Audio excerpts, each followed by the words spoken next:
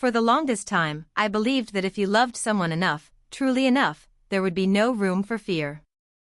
I thought Ethan and I were solid, steady like an old oak tree weathering any storm.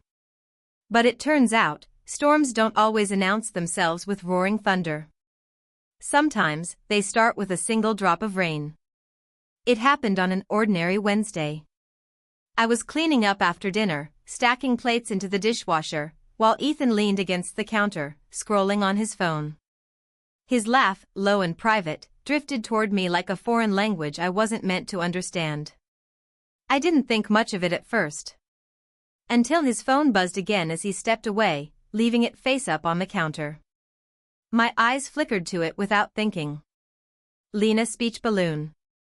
The name glowed against the screen in bold letters. I froze. Lena. The ex he had once whispered about during our late-night talks in the early days of our relationship, the one who almost was.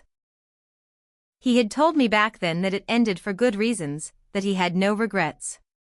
But seeing her name now felt like a sharp crack in a windowpane, invisible yet undeniable.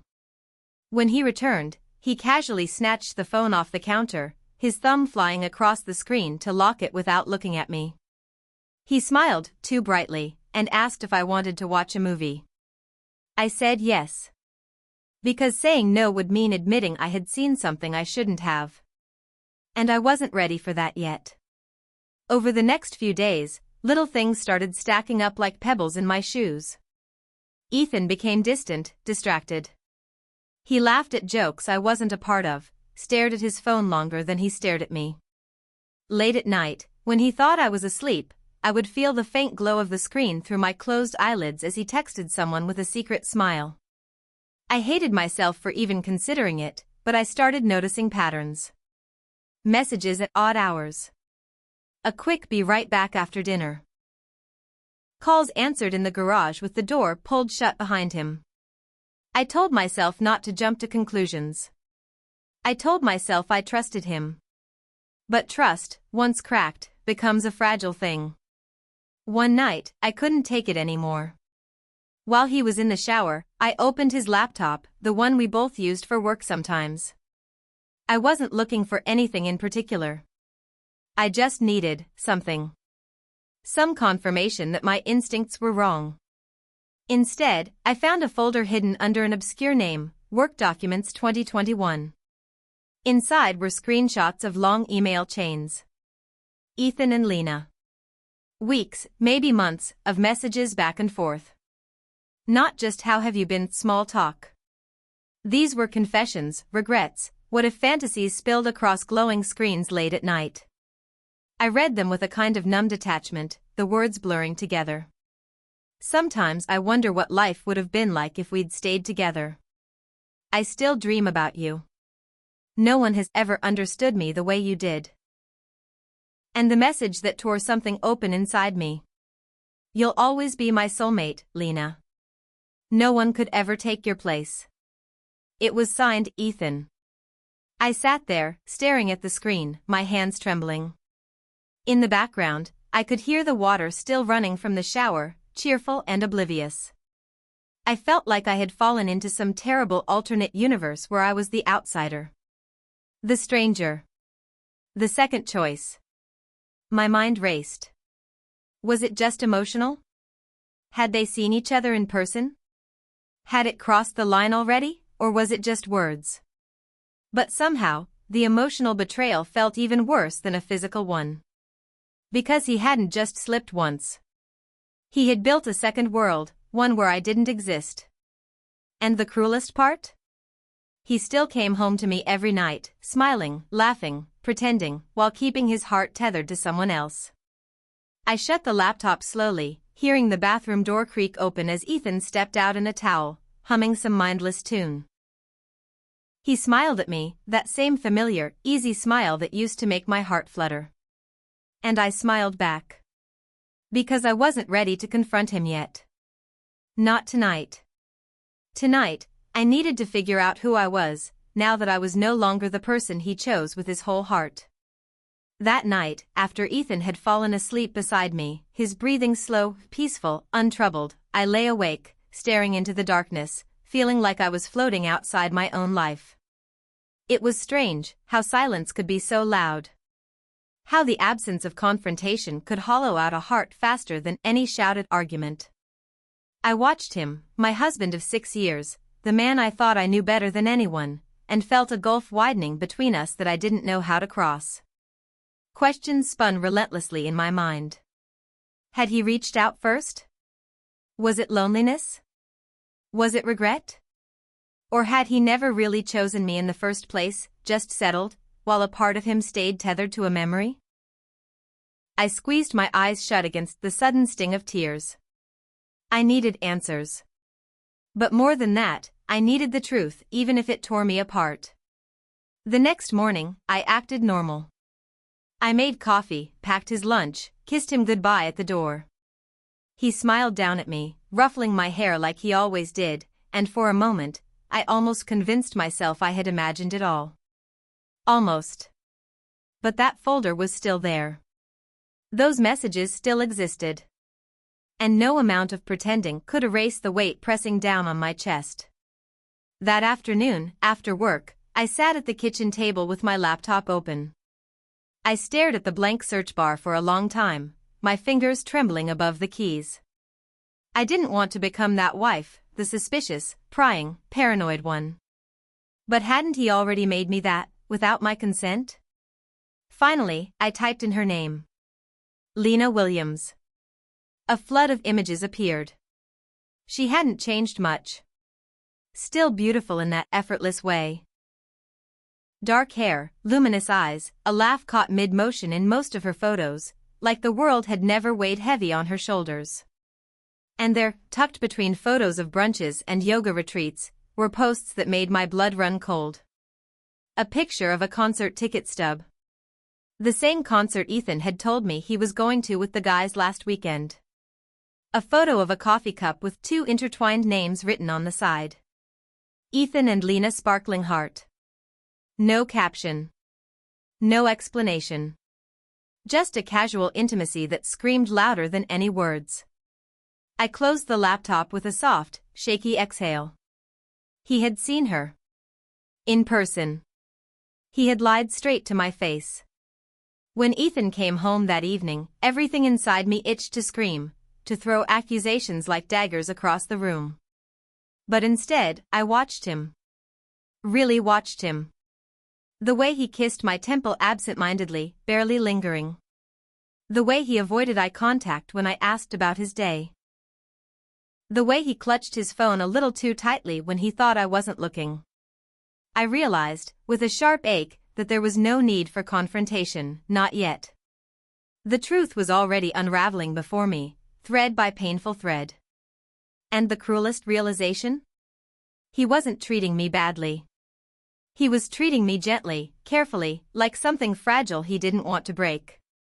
Because maybe, deep down, he already knew he had broken me. And was just waiting for me to shatter. That night, while he slept, I made a plan. Not to confront him. Not yet. But to gather everything, the messages, the pictures, the timeline, so that when the moment came, I would not be gaslit or second-guessed or pitted. I would hold the entire story in my hands. And when I finally asked him the one question I couldn't keep buried. Do you love her? I would already know the answer. But I needed to hear it from him.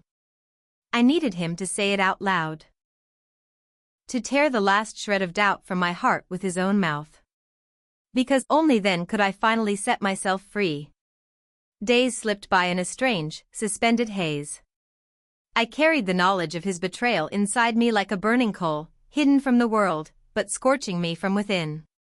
Every mundane moment, cooking dinner, folding laundry, sharing a quiet Sunday morning, felt tinged with a quiet kind of grief. Was this how it always ended? Not with a dramatic betrayal in the middle of the night, but with a slow erosion of trust, invisible yet unstoppable? One Friday evening, as the golden dusk spilled through the windows, Ethan came home holding a small bouquet of daisies, my favorite. He kissed me on the cheek, dropped the flowers in my hands, and said, "Just because. You deserve to smile more." And it almost broke me. The cruelty of it, the pretense of normalcy, the kindness layered over deceit, felt more unbearable than open hostility would have. I forced a smile, throat tightening painfully around words I didn't say. "Thank you," I whispered. But inside, I screamed. That night, I couldn't sleep. I slipped quietly out of bed around midnight, the cool air brushing against my bare arms as I crept to the kitchen. I sat there in the dark, the bouquet of daisies wilting slightly in the vase on the counter, and realized I couldn't live like this, trapped between knowing and pretending not to know. I needed the truth. I needed to hear it. Even if it crushed me. When Ethan stumbled into the kitchen a few minutes later, rubbing sleep from his eyes, my heart pounded against my ribs so violently it hurt. "Couldn't sleep?" he asked, voice rough with drowsiness. I nodded, swallowing hard. He came to sit across from me, concern creasing his forehead. "Something wrong, baby?" And just like that, the dam inside me cracked open. "Are you still in love with her?" I asked, my voice barely more than a whisper. Ethan froze. The question hovered in the air between us, heavy and unbearable. He blinked slowly, like he hadn't heard me right. "What are you talking about?" I almost laughed. "Almost." "Lena," I said, my voice shaking now. "Are you still in love with Lena?" His face paled. There it was. The flinch. The sudden terror flashing in his eyes before he quickly masked it. It's not what you think," he started, reaching for my hand across the table. I pulled back before he could touch me. "Then explain it to me," I said. "Explain why you're calling her your soulmate. Why you've been meeting her behind my back." Silence. Thick, suffocating. Ethan buried his face in his hands for a long moment, and when he looked up, his eyes were glassy. "I didn't mean for it to happen," he said hoarsely. I missed her. I missed the person I was when I was with her. It wasn't supposed to mean anything. But it got out of hand." "You missed her," I repeated, feeling the words slice through me. "And what about me, Ethan? What about the life we built? The years we spent together? Didn't that mean anything to you?" His face crumpled. "It's not about not loving you," he said desperately. "I do love you. I always have. But she's your soulmate," I said coldly. He didn't deny it. He didn't say no. He just sat there, broken and silent, while my world tilted on its axis. There are some moments in life that split you open so completely, you know you will never be whole again. This was mine. I stood up slowly, the chair scraping back with a harsh screech. "I can't compete with a ghost, Ethan," I whispered. "You're not a ghost," he said quickly, reaching out again, panic rising in his voice. But it was too late. Because he had already made his choice, maybe not with his actions, not yet, but with his heart. And I refused to spend my life begging for a love that had already been given to someone else. Without another word, I turned and walked back to our bedroom, feeling his gaze burning into my back. I didn't cry. Not then. The tears would come later, in the quiet dark. For now, I needed to pack up the pieces of myself he had carelessly broken, and decide whether I was strong enough to leave. Or broken enough to stay. I barely slept that night. I lay in our bed, our shared bed, staring at the ceiling as the minutes bled into hours. Ethan shifted beside me, restless and murmuring my name once or twice in his sleep, but I stayed still, a statue carved out of grief. By the time the first pale light of dawn slipped through the curtains, I had made my decision. I couldn't stay. Not because I didn't love him anymore. That was the cruel part, I loved him so much it physically hurt. But love shouldn't feel like begging. It shouldn't feel like standing at the edge of a cliff, arms outstretched, while the person you trusted the most watches you fall. When Ethan woke up, I was already dressed, sitting at the edge of the bed with my packed duffel bag at my feet. He blinked at me in confusion. "Where are you going?" he croaked, his voice still thick with sleep. I'm leaving for a while, I said quietly. Panic flashed across his face.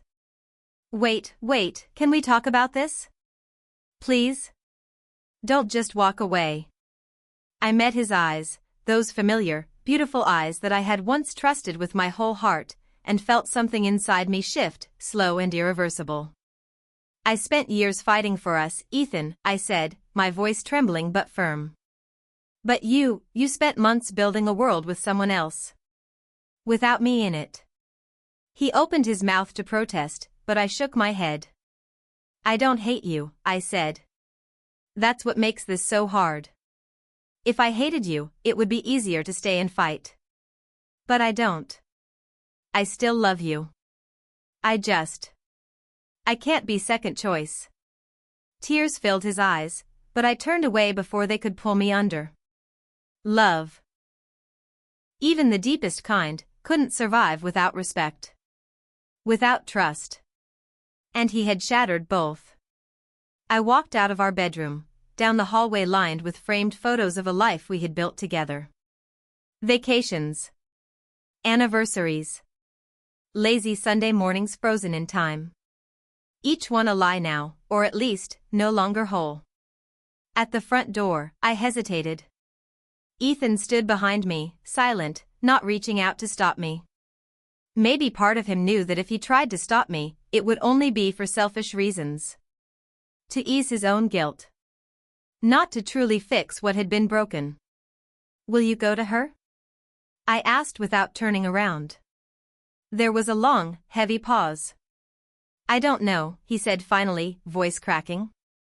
Maybe it's already too late to go back to anything. I nodded slowly. It was the only answer I needed. Outside, the morning was crisp and cool, a thin mist hanging over the quiet street. I climbed into my car, my hands trembling slightly as I gripped the steering wheel. For a moment, I just sat there, staring at the familiar front porch, the windows lit softly from within, the life I was about to leave behind. A part of me wanted to run back inside, throw myself into his arms, pretend none of it had happened. But I knew better. Some betrayals were too deep to erase with apologies and empty promises. I started the engine. The car rumbled to life beneath me. And as I pulled away from the curb, I felt a strange sensation unfurling in my chest, not relief, not yet. But something close to it. A beginning. A chance to rebuild, not the life I had with Ethan, but something new. Something real. Something where I would never again have to wonder if I was enough. I drove for hours, letting the open road swallow my grief, my rage, my heartbreak. At a rest stop just off the highway, I sat in the parking lot and finally allowed myself to cry, huge, racking sobs that shook my entire body. I cried for the girl who had believed in fairy tales. For the woman who had built a home on shaky foundations. For the wife who had loved too deeply, too blindly. And when there were no more tears left, I wiped my face, took a shaky breath, and looked at my reflection in the rearview mirror. I was still here. Bruised. Broken. But still standing. And somehow, I knew, deep in the marrow of my bones, that I would heal. Not today. Not tomorrow. But someday. And when that day came, I would look back on this moment, this breaking, and know it wasn't the end of my story. It was the beginning of my freedom. The first few weeks after I left were the hardest. There were mornings when I woke up disoriented, my hand reaching across cold sheets for someone who wasn't there. There were afternoons when I caught myself glancing at my phone, half expecting a message from Ethan telling me to come home. But no messages came. No grand gestures. No tearful confessions. And maybe, deep down, I had always known they wouldn't. Ethan was a man who didn't fight for the things he lost, he mourned them quietly, then folded them away like old letters in a drawer he would never open again. Just like he had done with me. I rented a small apartment 2 towns over, nothing fancy, but it was mine. The walls were bare at first, echoing with loneliness, but little by little, I filled them with new memories. a framed photo of a sunrise I took during a road trip. A stack of books I'd always meant to read but never had time for. A tiny succulent by the windowsill that somehow, despite my neglect, kept stubbornly thriving. I started going to the coffee shop on the corner every morning. Started taking long walks in the park. Started rediscovering the version of myself I had quietly buried over the years, the girl who loved art, who laughed too loudly at bad jokes, who danced alone in her kitchen without worrying who was watching. It wasn't easy. Healing never is. Some nights, the loneliness gnawed at me like a physical thing, and I wondered if I had made a terrible mistake, if maybe being loved halfway was better than not being loved at all. But then I remembered. I had loved him with my whole heart. And he had only offered me fragments in return. I deserved more. I deserved whole. One rainy afternoon, about 3 months after I left, I saw Ethan again. I was standing in line at the grocery store, my cart half full of groceries, when I heard a familiar laugh, low, warm, painfully familiar. I turned and there he was, a few aisles away, holding hands with a woman I recognized instantly. Lena. They looked comfortable. Not ecstatic, not on fire with new love, but at ease, like two old songs blending into one. My stomach twisted, but to my own surprise, it wasn't with anger. It wasn't even with sadness. It was something quieter. A kind of acceptance. They belonged to each other, in a way that had nothing to do with me. And I belonged to myself now. I turned back to my cart, finished my shopping, and walked out into the drizzle without looking back. For the first time in months, I felt light. Later that night, curled up on my couch with a cup of tea and a bad rom-com playing on TV, I thought about soulmates. Maybe we romanticize the idea too much, believing there's only one person who can complete us, who can heal all our wounds. But what if the real soulmate we're searching for is ourselves? The version of us who survived the worst heartbreaks. The version who refused to settle for half love. The version who learned to stand alone and still smile. As the credits rolled across the screen, I pulled a blanket around my shoulders, closed my eyes, and made myself a quiet promise. I would build a life so beautiful, so full, so unapologetically mine, that I would never again wonder if I was enough. Because I was. I always.